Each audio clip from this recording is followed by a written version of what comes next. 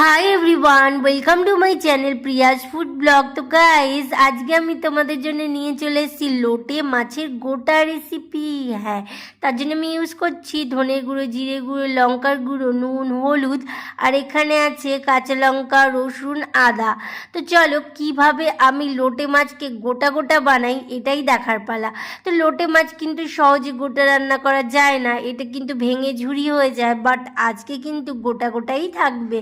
তো কীভাবে বানাই সেটাই দেখার পালা। প্রথমে মাছের গায়ে দিয়ে দিলাম নুন, তারপরে দিলাম এখানে হলুদ গুঁড়ো, আর সাথে দিয়ে দিলাম তেল। তেলটা কিন্তু খুব ইম্পর্টেন্ট গোটা রাখার জন্য। নুন হলুদের সঙ্গে তেলটা মাখিয়ে নিলে মাছ কিন্তু সহজে ভাঙে না। তো আমি এখানে তেল দিয়ে দিলাম, আর তারপরে দিয়ে দিলাম কালো জিরে। এবার এখানে দিয়ে দেবো শুকনো লঙ্কা। তেলটা আমি ইউজ করছি Emami healthy and tasty rice brand oil. এর মধ্যে দেখো আমি দিয়ে দিলাম কাঁচা লঙ্কা, আদা আর রসুন। এটা একটা পেস্ট বানিয়ে নিয়েছিলাম, তো সেটাই এখানে দিয়ে দিলাম।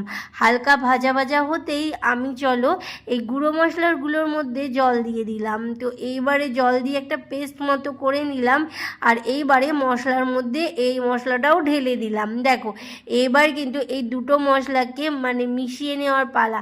একদম ভালো করে কম আঁচে সময় দিয়ে আমি কিন্তু মশলা কষাই, আর এতে না রান্না খুব টেস্টি হয়। যতক্ষণ না মশলা থেকে তেল ছেড়ে দেয় ততক্ষণ কিন্তু আমি জল দিই না। তো চলো দেখো তেল ছেড়ে দিয়েছে, মশলা কমপ্লিট। এইবারে দেখো গোটা গোটা মাছগুলোকে আমি এইভাবে শুইয়ে দেব। তো লোটে মাছগুলোকে কিন্তু বেশি নাড়াচাড়া করা যাবে না, একদম ঢেকে ঢেকে রান্না করে নিতে হবে। তো আমি এখানে ইউজ করছি কিন্তু প্যান, আর এই প্যানটা ইউজ করলে না মাছটা ভাঙে না সহজে। কড়াইতে করলে ভেঙে যায়, কিন্তু এইভাবে প্যানের মধ্যে করে ভাঙে না। তো দেখো তারপরে আমি গরম মশলা দিয়ে দিয়েছি। রান্নাটা কমপ্লিট। মাছগুলো দেখো পুরো গোটা গোটাই আছে। এই রান্নাটা খুবই অসাধারণ লাগে, টেস্টি লাগে। তোমাদের কেমন লাগলো জানিও। আর গাইজ, রান্নাটা ভালো লাগলে আমার চ্যানেলটাকে অবশ্যই সাবস্ক্রাইব করো। দেখা হবে এরকমই নতুন নতুন রেসিপি নিয়ে।